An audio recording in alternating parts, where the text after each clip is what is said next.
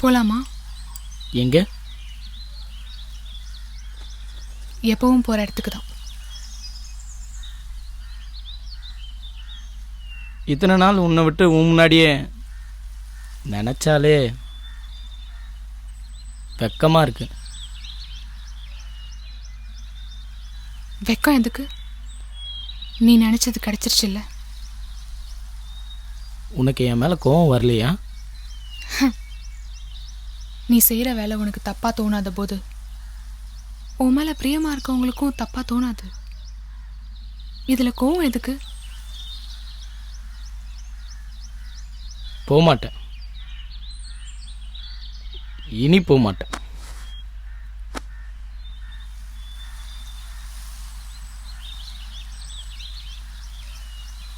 உண்மையிலே சலீம்க்கு அவகிட்ட என்ன வேணுன்றது அவருக்கே தெரியல. அவர் இப்போ ரொம்ப குழம்பியிருக்காரு. ஆம்பளைங்க எப்பயுமே குழப்பவாதிங்க தான் போல இருக்கு. அவங்களுக்கு பொண்ணுங்க மனசே புரியாது.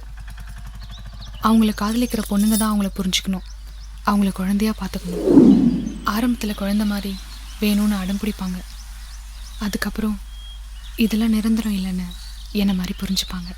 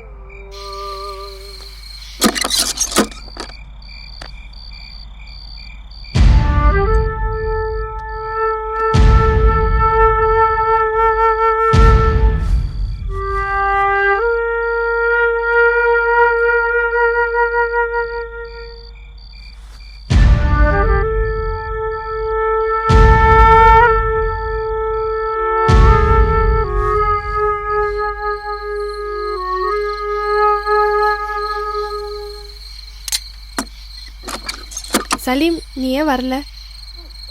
எனக்கு வர பிடிக்கல. என் மேலே அவ்வளோ வெறுப்பு வந்துருச்சா? நீ ஓவரா பண்ணா இப்படி தான் இருக்கும். அப்போ என்னை மறக்கணும்னு நினச்சிட்டல்ல?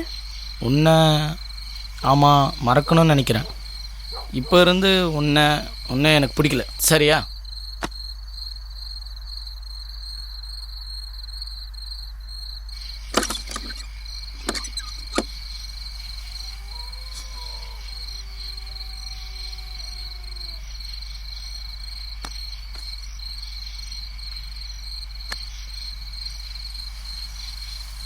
ஏன் வந்துட்ட என்ன அவகிட்ட விட்டுட்டு? உன் மேலே அவளுக்கு அவ்வளோ இஷ்டம் இல்லைனா சொந்த பந்தங்களை விட்டுட்டு இந்த அர்த்தத்தில் அவையே உன்னை தேடி வரணும். எனக்கு அவள் தேவையில்லை. அவளுக்காக நீ பட்ட கஷ்டம் உனக்கு ஞாபகம் வரலையா? அதுக்கு அவளுக்கும் அதே ஆசை இருக்காதா? பாவம், சும்மா இருந்தவளை மனசு கெடுத்து ஆசையை காட்டி இப்படி ஒதுக்கி வைக்கிறது தப்பு இல்லையா? இங்கே பாரு, நீ கோவப்படாத.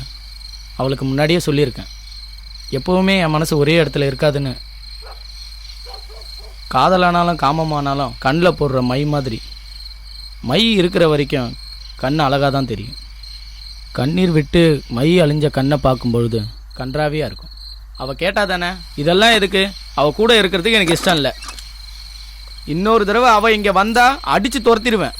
அவளுக்கு வெக்கமான எதுவுமே இல்லை. பொண்ணுங்க மனசை புரிஞ்சிக்க தெரியாதவன். 5 நிமிஷம் சுகத்துக்காக ஆசைப்படுற இவனை நம்பி கட்டின புருஷனை விட்டுட்டு இவ்வளோ தூரம் வந்திருக்கீங்களே. இவன் உங்க கூட கடைசி வரைக்கும் இருப்பான்னு எப்படி நம்புறீங்க? இந்தாங்க, வச்சுக்கோங்க உங்க நகைய. இதுக்காகலாம் அவன் கூட இருக்க முடியாது. உங்க மனசை நான் புரிஞ்சுக்கிட்டேன். என் காதலை விட நீங்க அவன் மேல வச்சிருக்க காதல் தான் பெருசுன்னு இவனுக்கு எப்போ புரிய போதோ அது கடவுளுக்கு தான் தெரியும்.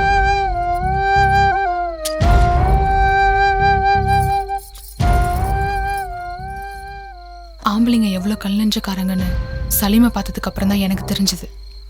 இப்போ சலீமுக்கு என் மேலே இருக்கிற பாசம் நிரந்தரமாக இருக்குமான்னு சந்தேகமாக இருக்குது. இல்லை எனக்கும் இதே மாதிரி நிலைமை வந்துருமோன்னு பயமாகவும் இருக்குது.